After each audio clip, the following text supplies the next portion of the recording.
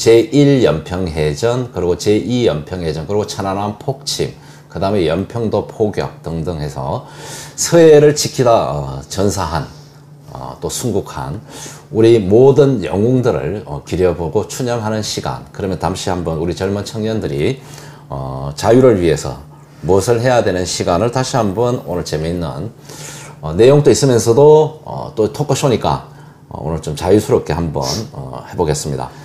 그래서 한번 이 연평해전, 지금 서해에서, 서해 바다에서 네.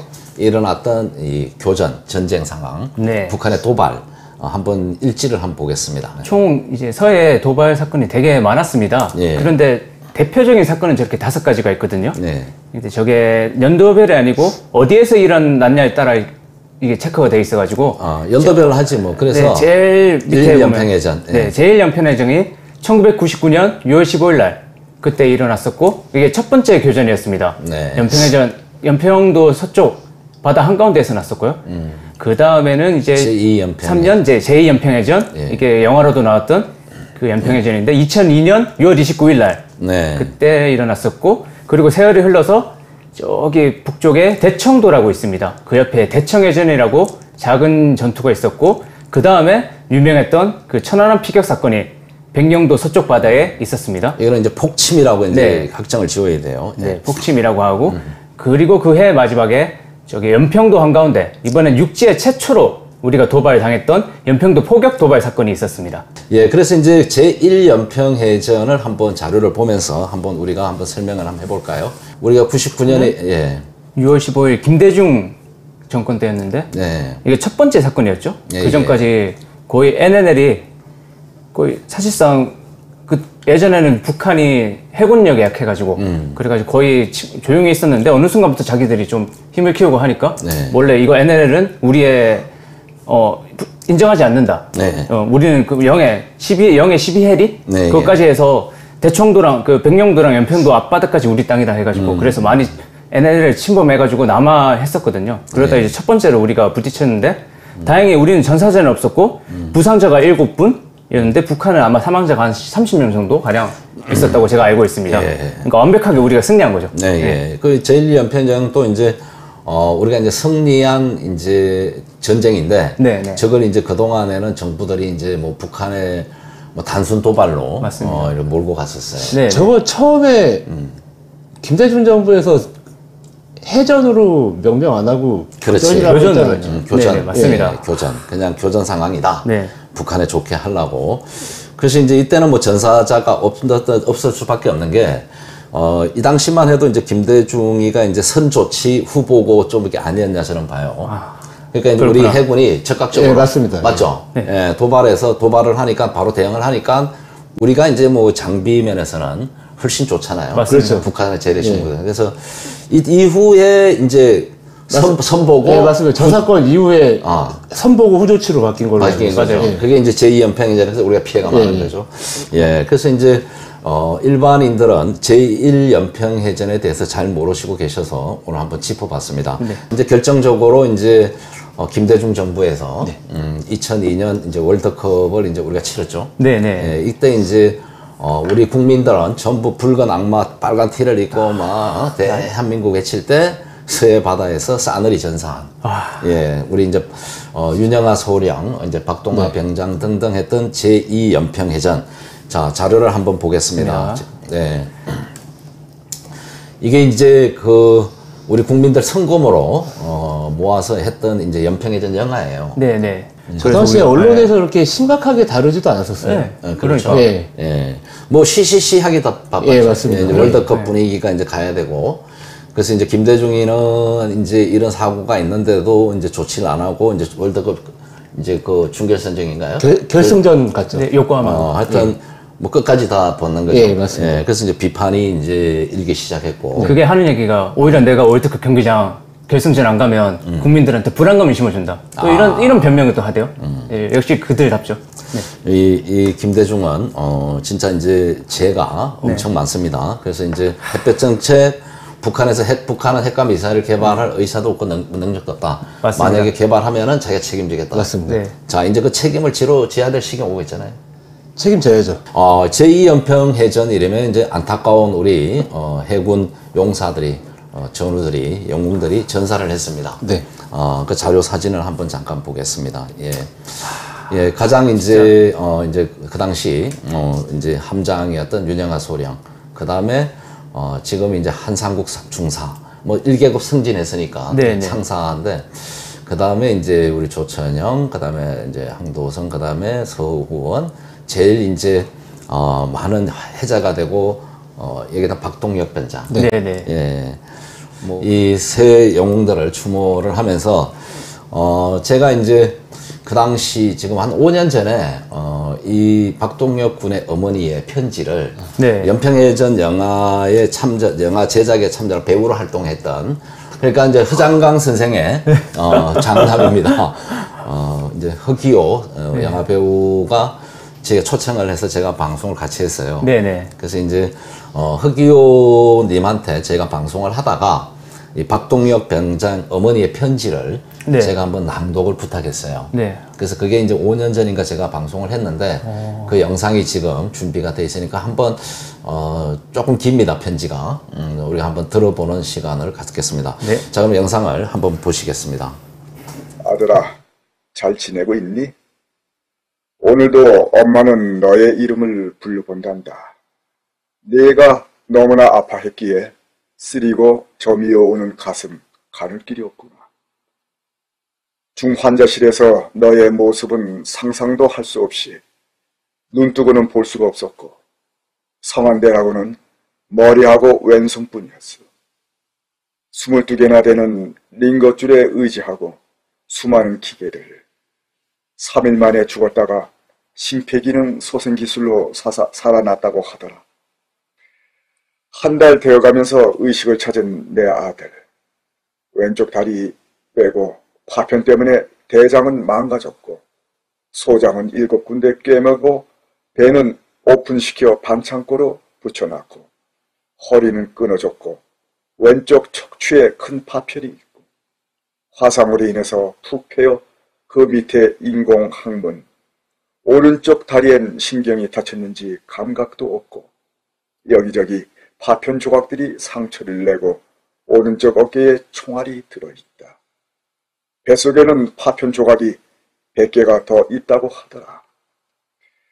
깨어가면서 찾아오는 고통을 어찌 말로 할 수 있을까?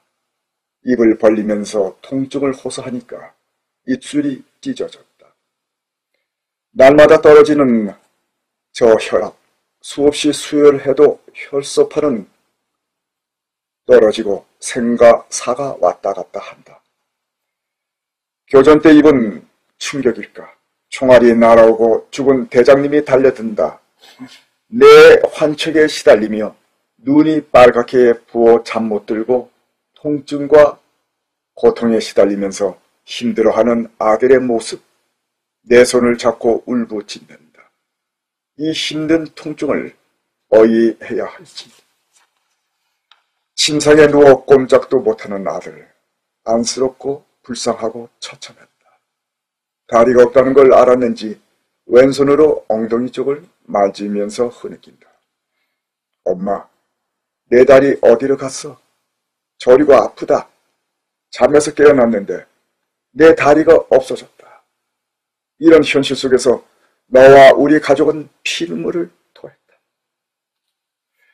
내가 왜 총 맞고 병원에 누워 있어야 하냐고 화가 나서 죽을 지경이다. 너는 물만 한 모금 삼켜도 장출혈이 심했다. 밤이 되면 통증은 더 무섭다고 했다. 긴 밤을 꼼짝도 못하고 뜬 눈으로 지새우는 아들. 뇌에 사무치는 고통 때문에 차라리 엄마가 아프고 싶었다. 건강하고 씩씩한 아들이었다. 무능력한 부모는 별 도움이 되지 못했다. 너의 상처를 바라보며 사무쳐오는 슬픔을 되새길 뿐 겨우 고개를 돌려 문 쪽만 바라보는 아들. 아빠, 엄마 오기를 기다리는 모습이 정말 가슴이 아팠다. 불쌍하기도 하고 이런 속에서 약간 호전되더니 점점 심해져 2002년 9월 1일 중환자실로 내려갔다. 주렁주렁 매달린 약병들. 아무리 좋은 약이라도 많은 상처에는 도움이 별로 되지 못했다. 엄청난 상처를 뒤로하고 9월 20일 새벽 저 멀리 하늘나라로 가버렸다. 그 힘든 통증 속에서도 사라진 내 아들에게 고마웠다. 대전에 너를 묻고 쏟아지는 빗방울을 보면서 엄마는 왜 이리 슬프고 초라한지 석을 붙인다. 6월 29일 국군 수도병으로 간 우리 가족은 가을이 되어서 피멍진 가슴을 안고 집으로 돌아왔다. 말로 표현할 수 없는 슬픔.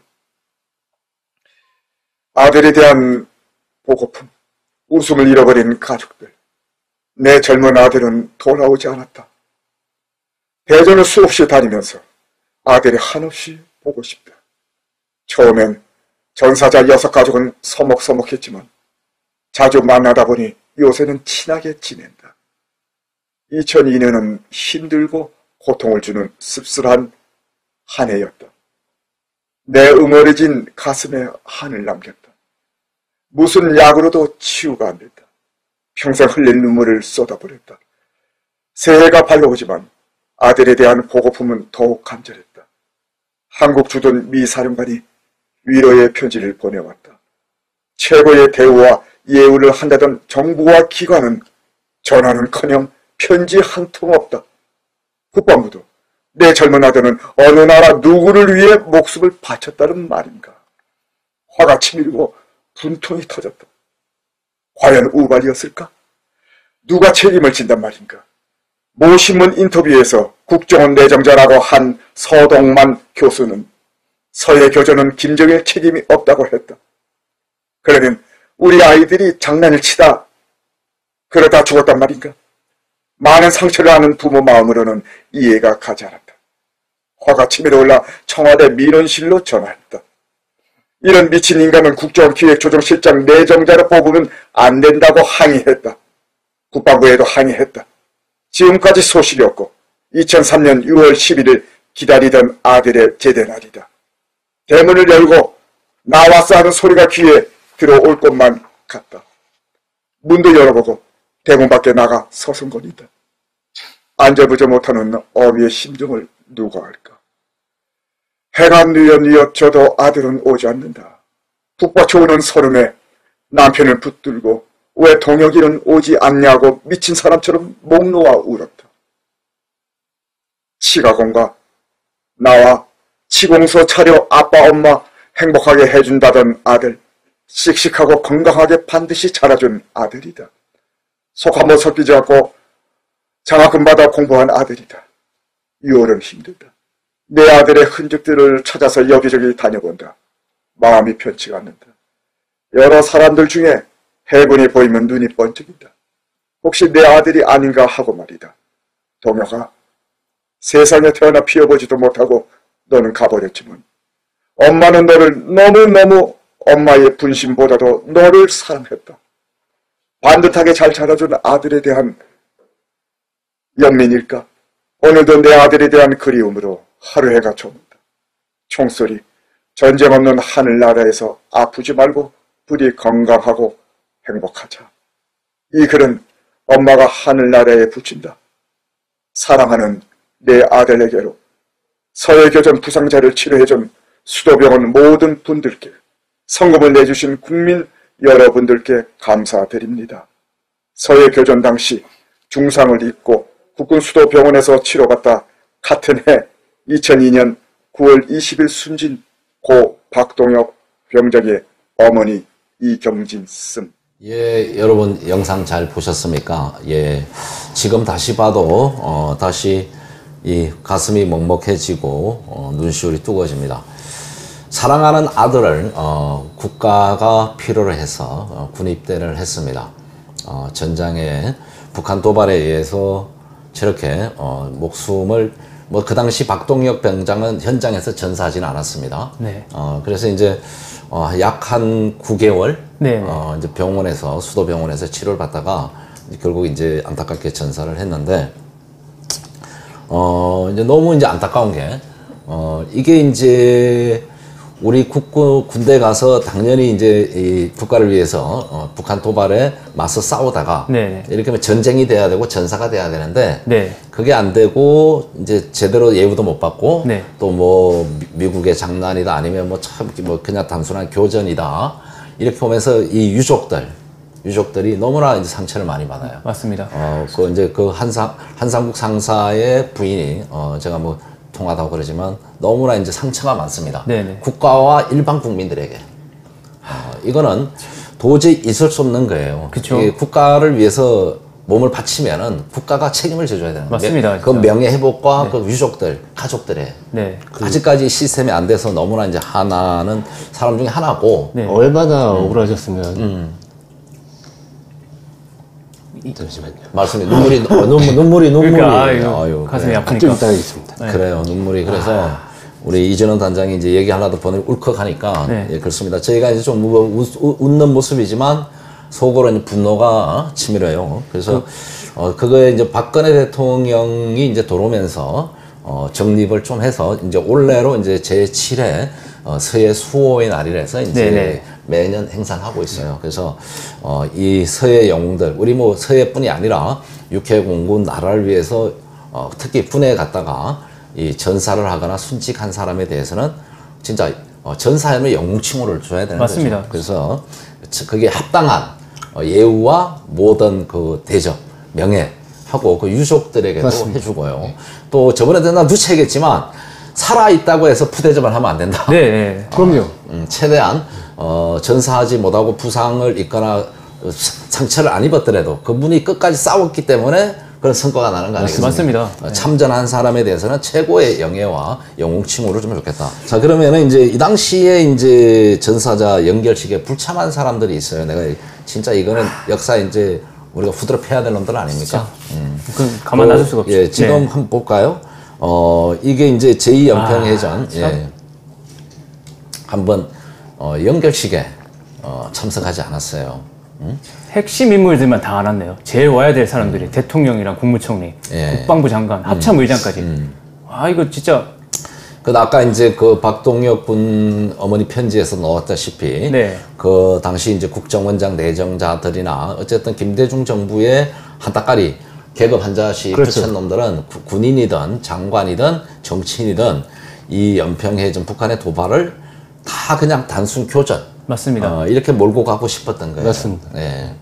그래서 이제 2002년 우리 국민들이 이제 월드컵 4강 이래가지고 막 전부 붉은 티를 입고 막 그 신날 때 네네. 이 연평해전에 참전했던 이 전사하거나 부상을 입은 또 살아왔지만 그 전쟁 트라우마로 고생하시는 분들의 가족은 피멍에를 안고 있다. 수십 년 동안. 예. 근데 단순 교전이든 해전이든 상관없이 우리 군인이 적국 사격에 죽었는데 이게 맞습니다. 진짜. 말이 되는 행동인가요?